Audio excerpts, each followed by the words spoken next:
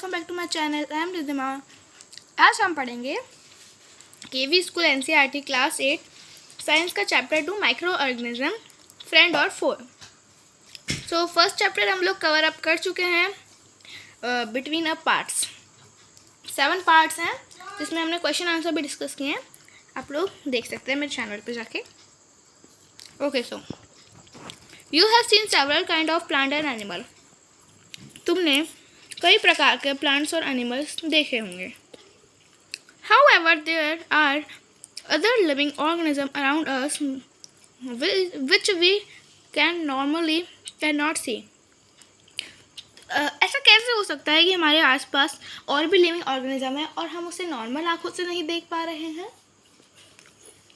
These are called micro organism और माइक्रोबी। ऐसे organism जिनको हम नॉर्मल आंखों से नहीं देख पाते हैं उसे माइक्रो ऑर्गेनिज्म या माइक्रोबी भी कहते हैं। फर्स्ट चैप्टर में ही माइक्रोबी वर्ड काफ़ी बार यूज़ हुआ है, आप लोगों ने ध्यान दिया होगा, देखिएगा मेरे वीडियोस में।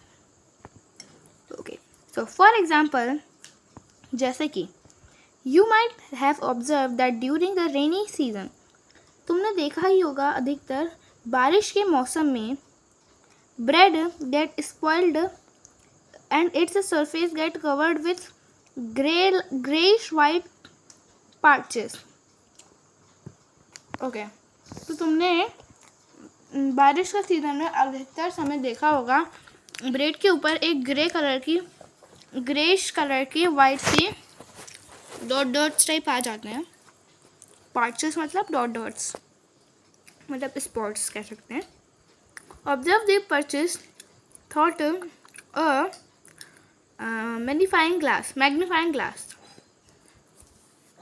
उन डॉट्स को हम अगर अच्छे से देखना चाहते हैं तो मैग्नीफाइंग ग्लास से देख सकते हैं।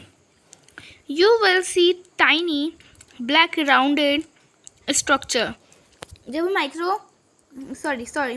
मैग्नीफाइंग ग्लास से उसको देखेंगे तो हमें छोटे छोटे ब्लैक राउंडेड स्ट्रक्चर दिखेंगे। Do you know what this structure are? तुम्हें पता है ये स्ट्रक्चर क्या है?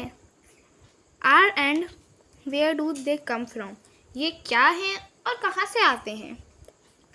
अब इसी पे पूरा बेस्ड चैप्टर, मतलब माइक्रो ऑर्गेनिजम्स यानी कि बैक्टीरिया, फंगी, इन सब पे पूरा बेस्ड चैप्टर है।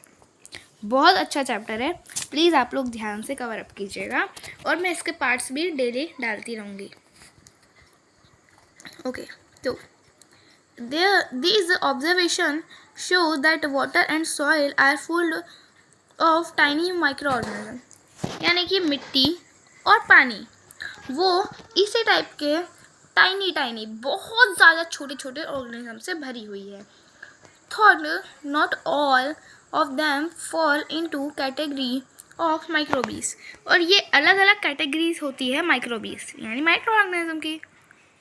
This microorganism or microbes are so small in size. ये माइक्रो ऑर्गेनिज्म या माइक्रोबी बहुत ही ज़्यादा छोटे साइज़ के होते हैं। That they cannot be seen, जो हम देख नहीं सकते। With unaided eyes, हमारी आम जिंदगी की आँखों से। Some of these, such as fungus, that growth on bread, other cannot be, bread can be seen with magnifying glass. मतलब इसका ही एक नमूना है फंगस, जिसको ब्रेड पे हम अधिकतर देख सकते हैं मैग्नीफाइंग ग्लास की मदद से। Other can not be seen without help of microscope.